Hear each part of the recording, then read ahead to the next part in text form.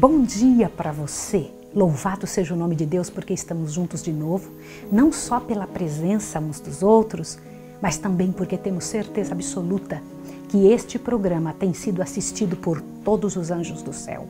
Há interesse do céu que este livro, Grande Conflito, que nós estamos estudando, seja colocado em todos os lares, seja levado a todas as casas e a todas as mentes. Este livro, que você e eu estamos agora participando da execução dele, faz uma diferença tremenda no coração das pessoas. É nossa chance agora, pela graça e poder de Deus, fazer a coisa acontecer. E para isso eu quero orar com você. Para que este material chegue aos corações, é preciso nós orarmos pedindo a Deus que nos abençoe. Vamos orar agora? Vamos lá?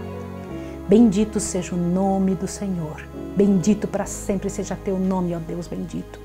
Pela graça que nos dás de estarmos vivos nessa hora da história da terra, com toda a ajuda do céu, com toda a força do céu, para executarmos o trabalho que o Senhor nos confiou. Abençoa agora, Senhor, esta pessoa que está nos ouvindo, a sua casa e toda a responsabilidade que temos, em nome de Jesus. Amém, Senhor.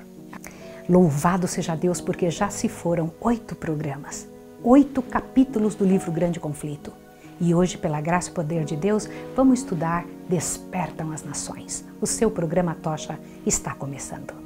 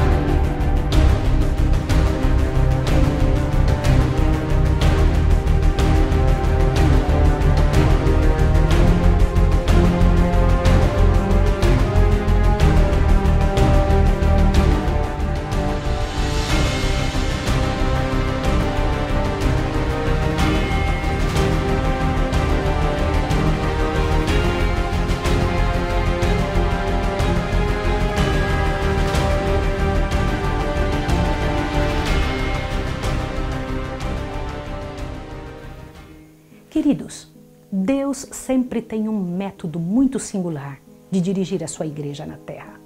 Na fundação da Igreja da Reforma, ele teve o mesmo proceder que na fundação da Igreja dos Discípulos. Ou seja, ele usou os homens mais simples e disponíveis no lugar de homens que procuravam o louvor e a admiração. Os mais abastados ou aqueles cultos não podiam simpatizar com seu semelhante e nem seriam colaboradores do homem de Nazaré. Os discípulos eram humildes. Os homens da Reforma, usados por Deus, eram humildes também. Pessoas que não tinham sido influenciados pelos enganos de sua época. Homens livres do orgulho e inclinados à devoção e fortalecidos para se oporem aos enganos sutis dos líderes religiosos. É plano de Deus empregar humildes instrumentos para atingir grandes resultados. Não será então dada a glória aos homens, e sim àquele que opera neles, o querer e o efetuar segundo a sua boa vontade. Poucas semanas havia se passado do nascimento de Lutero, quando em uma cabana simples nos Alpes, na fazenda e na casa de um mineiro, nascia um rapazinho que faria uma grande diferença na reforma. Zwinglio estava nascendo. Ele nasceu na Saxônia, na choupana de um pastor entre os Alpes. Imagine isso, hoje você vai saber de uma história linda. Zwinglio foi criado em um ambiente que lhe proporcionou pensar nas grandiosidades de Deus pelas cenas que ele via. Seu coração estava sempre a admirar o que estava exposto por Deus na natureza, nos montes, na grandeza dos Alpes, e era sua avó quem lhe contava as histórias mais lindas da Bíblia. Ele era fascinado pelas histórias dos patriarcas e profetas. E a visita dos anjos junto aos pastores para anunciar o nascimento de Jesus enchia o coração dele e ele queria ouvir uma e outra vez mais. Os pais de Zwinglio estavam dedicados em busca de melhores oportunidades a este filho, mas que fosse onde ele pudesse estar livre das oscilações e disseminações da vida comum. Foi então aos 13 anos para a cidade de Berna, na Suíça, Lá, porém, ele teve contato com um grande perigo para a família entendia que seria um grande perigo para ele. O que seria isso? Os frades e a ordem de monges viviam em busca de novos talentos para trazer para junto de si e fazê-los serem porta-vozes de suas crenças e ideias religiosas, bem como um pupilo para justificar os valores cobrados da família de origem. No entanto, o pai de Zwinglio não queria que o filho tivesse a vida ociosa dos frades e pediu que o filho voltasse imediatamente para casa, o que foi prontamente obedecido. Mas eu preciso comentar uma coisa com você sobre isso. Veja, como eu acabei de dizer, Lutero e Zwinglio nasceram na mesma época. Lutero ainda nem sonhava em fazer a reforma protestante. Como que o pai de Zwinglio já tinha essa impressão tão negativa pelo clero? Não queria que seu filho chegasse perto disso de jeito nenhum. Pare para pensar sobre isso. Cerca de 30 anos antes de Lutero começar esse trabalho tremendo da reforma, já na Suíça, veja, Lutero está na Alemanha, aqui Zwinglio está na Suíça, já tinha essa sensação, já tinha essa observação, este olhar para a Igreja Católica da época. Lembrando que se Lutero tivesse permanecido no mosteiro onde estava, hoje o mundo nunca teria recebido o que dele foi usado por Deus. Zwinglio ficou pouco tempo em casa e voltou para estudar na Basileia. E foi ali que Zwinglio ouviu pela primeira vez o Evangelho da Livre Graça. Um dos professores da universidade expôs perante todos os alunos as verdades que havia aprendido ao estudar a Bíblia e garantia que havia um conhecimento muito antigo que era maior do que todos que tinha na época dele.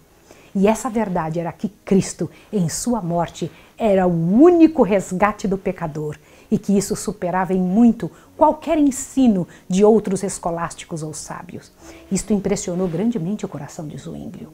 Logo foi chamado da Basileia para seu serviço ativo. Seu primeiro campo foi uma paróquia alpina, não muito distante da sua cidade natal. Foi ordenado padre e dedicou-se avidamente à descoberta das verdades bíblicas. E quanto mais pesquisava, mais percebia a diferença das heresias de Roma. Seu coração fremia e sentiu-se impressionado a fazer da palavra de Deus sua única base de compreensão e de fortaleza. Decidiu que esta palavra, a grande tocha, ele ouviria essa tocha, se basearia nela e invocou a ajuda do Espírito Santo para compreensão por si mesmo e entendeu que qualquer pessoa pode aprender se buscar a Deus. Presta atenção nisso que eu preciso te dizer. Zwinglio, quando começou a estudar a Bíblia, quando começou a ajoelhar diante de Deus, entendeu que qualquer pessoa pode pegar a Bíblia com oração e pedindo a Deus que Deus ensine, porque é o Espírito Santo é que ensina. É Ele que abre o entendimento, é Ele que dá as coordenadas para que uma pessoa possa aprender. As Escrituras, ele dizia, vêm de Deus e somente Ele sabe como interpretá-la. Eu vou ler um pedaço do que ele disse para que você possa entender. Olha que bonito isso daqui. As Escrituras, dizia Zwinglio, vêm de Deus, não do homem. E mesmo aquele Deus que esclarece dará a compreender que a palavra vem de Deus. A palavra de Deus não pode falhar. Ela é clara, ensina por si mesma, desvenda-se a si própria, ilumina a alma com toda a salvação e graça, conforta-a em Deus, humilha-a de maneira que ela se perde de si mesma e até se despoja e abraça a Deus. Eu fico impressionada como o coração que estuda a Bíblia, estuda a grande tocha da verdade que ilumina, este coração que estuda acaba sendo iluminado e ilumina tanta gente, né? O que Zwinglio dizia era, na verdade, em seu próprio coração, uma prática verdadeira. Ele entendeu que somente a Bíblia encheria de sentido sua vida e daria ao mundo a verdade mais pura e simples que já tinha ouvido falar. O curioso é que Zwinglio e Lutero chegaram à mesma conclusão sem nunca terem se visto. Mas quando Zwinglio ouviu falar de Lutero, disse que se Lutero prega Cristo e tinha a mesma doutrina, então faziam ambos o mesmo serviço. Percebeu que falaram a mesma língua e que estavam ambos na mesma página, o que provava que era o Espírito de Deus quem estava guiando a ambos, embora estivessem em países tão separados, né? Em 1516, Zwinglio foi ser pregador em um convento numa cidadezinha na Suíça. Ali ele teve a certeza absoluta da arrogância e heresia de Roma, pois na porta do convento havia uma santa, onde nela havia inscrição. Olha o que estava escrito na santa. Aqui se pode obter perdão plenário dos pecados. Ali vinham procissões de vários locais para encontrarem-se com a superstição da santa, e isso encheu o coração de Zwinglio de apreensão, ao que aproveitou a oportunidade para proclamar a verdade de Cristo àqueles que vinham para essa aflição. Eu queria que você imaginasse a coisa como é que deve ter sido. Então tinha uma santa, e esta santa, ela era o motivo pelo qual as pessoas vinham de tão longe para poder ali fazer nessas procissões, fazer as suas rezas, a sua busca. E meu coração se enche de dó de pensar numa situação como essa. Agora observe o que foi que ele disse. Não imagineis, disse ele, que Deus está nesse templo mais do que em qualquer outra parte da criação. Qualquer que seja o país em que habiteis, Deus está em redor de vós e vos ouve.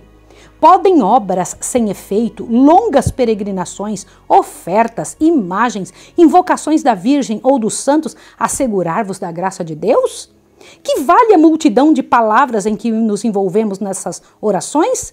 Que eficácia tem um capuzlusídio, cabeça bem rapada, vestes bem compridas e flutuantes, ou chinelas bordadas a ouro? Deus olha para o nosso coração, e quando o coração está longe dele, olhe só. Cristo disse que uma vez foi oferecido sobre a cruz é o sacrifício e a vítima, que por toda a eternidade proveu solução para pecados dos crentes. Você teria coragem de fazer o mesmo que Zwinglio fez? Que quando alguém estivesse vindo adorar numa santa, movido por essa ideia de que ali encontraria solução para os seus problemas, você teria coragem de dizer isso? Essas verdades não foram bem aceitas por alguns dos que pensavam ter perdido a viagem e também preferiam confiar na maneira que Roma havia ensinado de conseguir o perdão. Lhes faria mais fácil pagar penitência do que fazer esforço para mudar o coração. No entanto, receberam com alegria, outros, no entanto, receberam com alegria e voltaram para casa cheios de vigor, por ter conhecido que a liberdade em Cristo é a única verdade que salva e conforta a alma. Então a verdade era assim, e era levada de aldeia em aldeia, e o número de viagens ao relicário da Virgem diminuiu muito. Houve decréscimo das ofertas e, consequentemente, baixou também o salário de Zwinglio, que era pago com estas ofertas. Mas isso não lhe causava tristeza, causava, na verdade, era alegria. E as autoridades papais não tinham os olhos fechados para o que Zwinglio estava fazendo, porque esperavam ganhá-lo com lisonjas para o seu lado. Enquanto isso, o povo ia sendo advertido. O trabalho nessa capela onde ele estava tinha preparado para um trabalho ainda maior. Ele foi chamado para ser o pastor da Catedral de Zurique, embora os prelados estivessem dispostos a impedir a entrada de qualquer novidade e começaram a orientar Zwinglio em não oferecer algo diferente do que aquilo que a igreja já fazia. Olha o que foi que eles disseram para Zwinglio quando ele chegou na Catedral de Zurique. Olha isso aqui. Farás todo o esforço, disseram eles, para coletar as receitas possíveis, sem desprezar a menor. Gente, ouçam isso, presta atenção. Exortarás os fiéis, tanto no púlpito como no confessionário, a pagar seus dízimos e impostos e a mostrar por ofertas sua afeição para com a igreja. Serás diligente em aumentar as rendas que se arrecadam dos doentes, das missas e, em geral, em toda a ordem eclesiástica. Quanto à administração dos sacramentos, à pregação e ao cuidado do rebanho, acrescentarão seus instrumentos. São também deveres do capelão. Acrescente os seus instrutores, aliás, Para estes, porém, pode empregar um substituto, e particularmente no pregar. Não administrarás o sacramento a ninguém, a não ser as pessoas notáveis, e unicamente quando chamado, proíbe-se fazer isso sem distinção de pessoas. É uma lista grande de situações que ele tinha que cumprir para continuar no cargo como pastor principal de Zurique. Zwinglio ouviu atentamente e em silêncio ouviu seus orientadores e agradeceu a honra. Porém, explicou que seu método de trabalho era somente Cristo e unicamente Ele. Ele disse assim: pregarei o livro de Mateus e a vida de Cristo, que tem sido por tanto tempo oculto ao povo, e também tirarei unicamente das Escrituras as verdades que pregarei. A glória de Deus, ao louvor de seu único Filho, a salvação real das almas e sua consagração da verdadeira fé que eu consagrei meu ministério. Na verdade, embora alguns tentassem dissuadi-lo, ele permaneceu firme. Declarou que o que ele fazia não era nada novo, mas o que a igreja fazia no primeiro tempo era isso que ele estava fazendo agora. Você entendeu bem o que ele quis dizer? Ele falou, o que eu estou fazendo não é nada novo, é o que a nossa igreja fazia lá quando os discípulos viviam. Eu não estou criando nada novo, isso já existia. Compreende isso? Na verdade, a verdadeira igreja do Senhor, ela existiu nessa época em que os discípulos estavam vivos. Depois foi entrando uma coisa e outra e a igreja se prostituiu. Uma multidão começou a vir ouvir Zwinglio e acotovelavam-se para ouvirem as verdades que ele trazia, as verdades que para eles eram novas do Evangelho, né? E ficavam felizes pela graça operante em suas vidas. Voltavam para casa renovados. Zwinglio não pregava somente o Evangelho, como também reprovava os exageros da igreja e a heresia e os males da corrupção e do clero. Mas embora seu trabalho fora recebido a princípio com entusiasmo, logo começou a oposição. Escárnios, zombarias, humilhações, insolência, ameaças foram métodos usados para intimidá-lo no desejo de atravancarem a obra que ele fazia. E eles simplesmente diziam, se quisermos levar pessoas a Cristo, teremos que suportar muitas desilusões. Nesse tempo chegou da Basileia um certo Luciano, trazendo os escritos de Lutero e dizendo que eles eram uma bênção grandiosa. Comentava que Lutero era inteligente, muito prudente e que valia a pena examinar as verdades ali contidas. Eu vou ler para você o que foi que eles disseram. Olhe bem, presta atenção. Na ocasião em que Deus passa a quebrar as algemas da ignorância e da superstição, então é que Satanás opera com o máximo poder para envolver os homens em trevas e segurar seus grilhões ainda mais firmemente. Surgindo nos diferentes países homens para apresentar ao povo perdão e a justificação pelo sangue de Cristo, Roma prosseguiu com renovada energia, abrindo seu mercado em todos os lugares, oferecendo dinheiro por dinheiro o perdão. Entendeu isso? Todo pecado tinha seu preço, e aos homens se concedia livre permissão do crime, contanto que o tesouro da igreja se conservasse cheio. Assim, ambos os movimentos prosseguiram, um oferecendo perdão do pecado por dinheiro e o outro mediante Cristo. Roma permitindo o pecado e dele fazendo sua fonte de renda, os reformadores condenando o pecado e apontando para Cristo com a propiciação e o libertador. Você percebeu a diferença? Na verdade, só existiam duas partes. Uma parte queria que o perdão fosse pago, que então a pessoa seria deixada livre da sua culpa se ela pagasse um valor para a igreja. Do outro lado, tinha um grupo dizendo, só Jesus, ele pode fazer esse trabalho no seu lugar. Na Alemanha, a venda das indulgências era confiada aos frades dominicianos e dirigida pelo infame Tetzel. Agora você vai ver uma história tenebrosa. Na Suíça, porém, estas vendas eram feitas e estava a cargo de Sansão, um monge italiano que, ao chegar na Suíça, mandou avisar a Zwinglio que estaria trazendo suas mercadorias à cidade vizinha. O que é isso? Eles traziam mercadorias, praticavam simonia. Eles trazendo essa mercadoria, eles vendiam essas mercadorias com o intuito de fazer a pessoa pensar que se não as tivesse, não estariam tão próximos de Deus. Qual não foi a pressa com que Zwinglio começou a abrir a mente do povo e Sansão teve que ir embora sem conseguir encher os cofres papais e conceder a eles a riqueza desejada? Em Zurique, Zwinglio pregou abertamente contra a venda de perdões, o que levou o povo a ficar avisado. Quando Sansão foi aproximando-se da cidade, foi interpelado por um emissário que o enviou e avisou que ninguém o queria ali com essa função. Sansão teve que ir embora sem vender um único perdão. Grande impulso recebeu a reforma com a chegada da grande peste em 1519, o que levou as pessoas a perceberem que a compra de perdões não as livrava verdadeiramente de nada.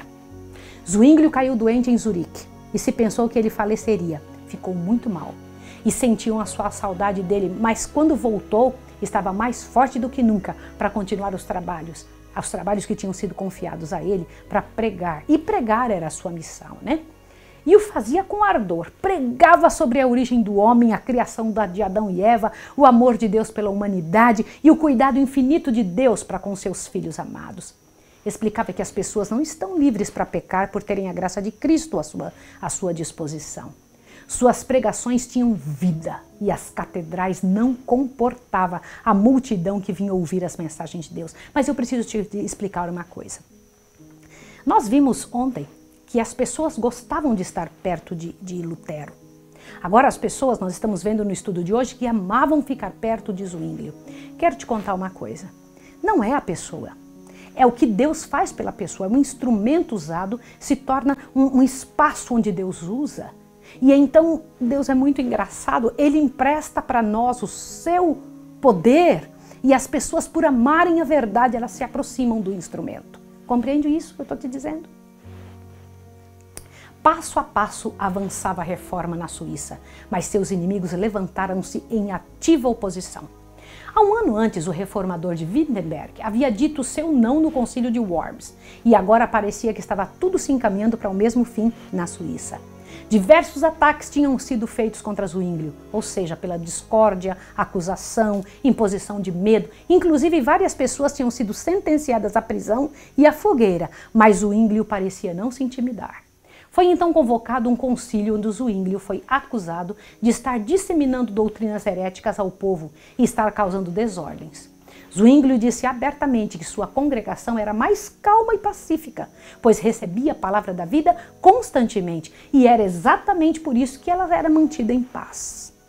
Os delegados aconselhavam a todos que permanecessem na igreja, dizendo que fora dela não havia salvação. Você entendeu isso?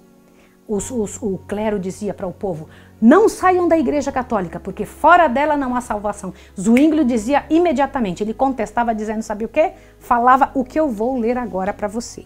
Presta atenção, qual era a cabeça de Zwinglio, o que ele pensava. Não vos mova esta acusação. O fundamento da igreja é a mesma rocha, o mesmo Cristo que deu a Pedro o seu nome, porque ele o confessou fielmente. Em todo o país, quem quer que creia de todo o coração no Senhor Jesus é aceito por Deus. Esta, verdadeiramente, é a igreja, fora da qual ninguém pode ser salvo. Como resultado da conferência, um dos delegados do bispo aceitou a fé reformada. Quando alguém tem coragem de falar a verdade, outros se levantam e tomam posição. O conselho recusou agir contra Zwinglio e Roma preparou um novo ataque.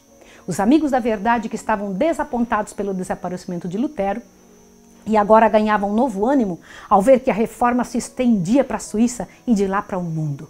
As vitórias ganhas pela reforma tornaram mais decididos os ataques de Roma e silenciosamente decidiram levantar um meio de encurralar Zwinglio, chamando-o para um debate onde tensionavam colocá-lo ao seu lado.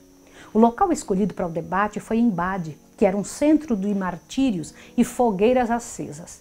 Mas os amigos de Zwinglio o advertiram e nem permitiram que seu pastor saísse de Zurique para esse debate. Foram designados 2 servos, o Ecolapadius e Haller, que debateriam com o Dr. Eck. Eu preciso te explicar a respeito disso. Dr. Eck era um grande clérigo, grandíssimo conhecedor da doutrina católica. Os nossos 2 reformadores iriam debater com ele.